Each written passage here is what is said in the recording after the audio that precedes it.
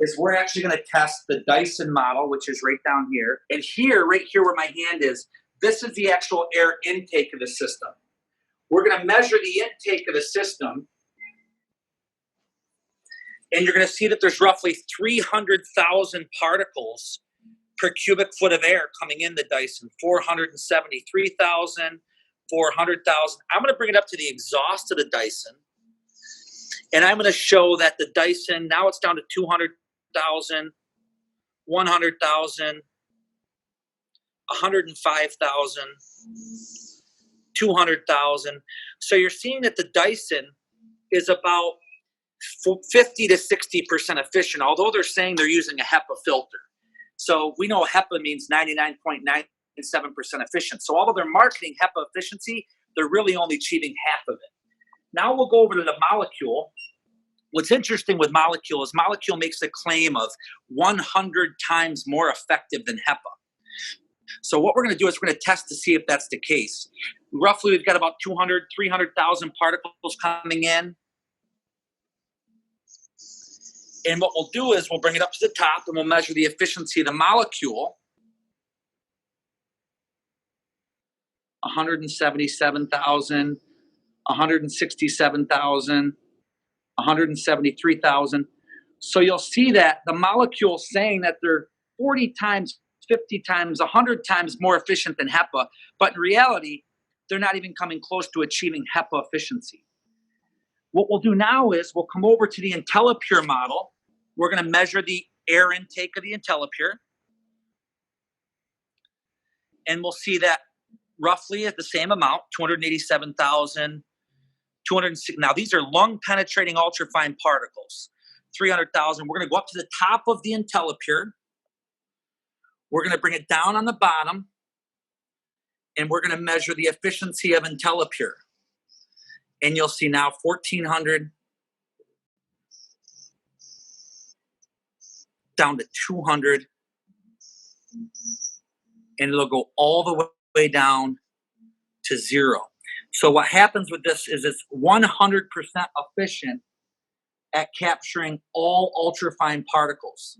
So this model here, as I just showed, we're not even using a HEPA filter, but due to technology, we're capturing, you want to bring it over here? We're capturing 100% of all ultrafine particles at 0.3 micron. And as we mentioned, every Intellipure, whether it's a small machine, whether it's the large machine, is giving us the ability, everyone's individually certified and tested and guaranteed to provide the highest level of ultrafine particle filtration. So if you look at the cost of these machines, the Dyson can range up to $799, the Molekule's $800, and the Intellipure models range between $499 and $999. So significantly different performance over traditional air cleaners. So the Molekule and the Dyson use HEPA technology. Well, believe it or not, the Molekule is saying that the Dyson is saying it's using HEPA technology. In reality, we know, since we're testing, that it's not utilizing true HEPA filtration technology. If it were using true HEPA filtration technology, if there were 1 million particles coming in, it would be 99.97% cleaner coming out. But due to our test, we know that that's not happening. So they're likely using a HEPA type filter, but the filter is not sealed properly. There's bypass around the filter, and so they're not achieving a HEPA efficiency standard.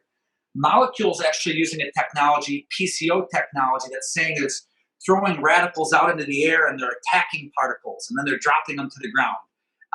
It's a newer technology out there.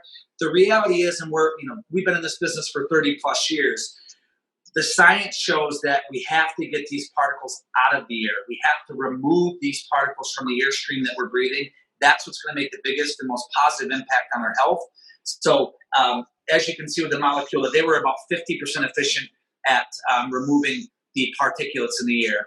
Whereas with the Intellipure, you're removing significantly more, up to 100% more particulate than either of the machines we just tested. It's so helpful to see the numbers with the meters, but also to have you explain more the truth behind the marketing claims. It's so confusing. I don't know how an average person is supposed to understand that. But also, these different air purifiers The square footage that they clean also varies, right? That is crucially important. What happens with these machines is, as we just mentioned, air quality problems come in all shapes and sizes, and so do air cleaners. So, for example, on these two smaller machines, this Dyson will clean up to 350 to 400 square feet one time an hour. Okay, the Molekule will clean up to 500 square feet 1.5 times per hour. If you look at the science behind air cleaning, if you're not changing the air at least 3 times an hour, it's not worth buying an air cleaner. Why? Because there's so many variables coming into the space that if we're not keeping up and beating that exchange rate, we'll never make a difference in the space. So all of our machines are built around delivering enough air to treat the space that we recommend. So, for example, the large Intellipure model right here can treat up to 1,200 square feet 3 times an hour. Okay? So if you break that down to 600 square feet, it's going to treat that space 6 times an hour. If I took the Molekule, you'd need 5 molecules to compare to 1 Intellipure if the efficiency rating was the same, which it's not. So 5 compared to 1 just in the amount of air volume it treats. And the same goes for the Dyson. Now, if we bring it over to the smaller Intellipure model, this is much lower price. This is built for a space of up to 350 to 400 square feet. And in 350 square feet, that's going to give you 3 air changes per hour. So it's very, very effective in smaller spaces. And then this is very, very effective in larger spaces. Again, not all air quality problems come in the same shape and size. And that's why you need a range of solutions to ensure that we're addressing the problem. Does the Intellipure do anything in terms of releasing more negative ions? And do you have comments on ionizers? Well, there's still, the research is still out. I mean, there are types of applications where we do not with this machine. We do put negative ions into the space for certain customers that have requested that. We build a lot of products for other companies. They come to us and ask us this is what they would like, and we build them. These machines aren't necessarily doing that.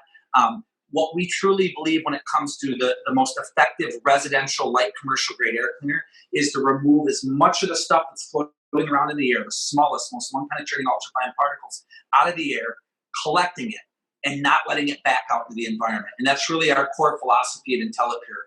The highest level of efficiency, the most amount of output, the lowest level of noise, and to basically handle all 3 pollutant categories: particles, bioaerosols, which are those mold, virus, bacteria, and fungi, and those VOCs that you mentioned, those gases and odors that come from toluenes, benzenes, paints, from the chemicals that come from paints, and all the other things.